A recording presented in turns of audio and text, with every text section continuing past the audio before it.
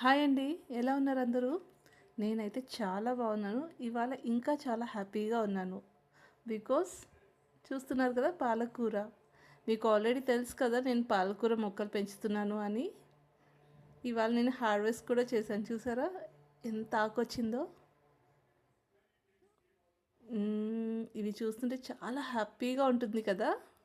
Yes, నాకైతే చాలా హ్యాపీగా ఉంది ఇవాళ. సో నేను ఇవాళ వీటితో పాలకూర పప్పు చేద్దాం అనుకుంటున్నాను. పాలకూర పప్పు చేసి అది కూడా మీతో షేర్ చేసుకుంటాను నెక్స్ట్లో. ఓకే, పాలకూరతో పాటు నేను చుక్కకూర కూడా వేసానండి. బట్ అదేమో అత్తాపత్తా లేకుండా మొత్తం ఎండిపోయింది.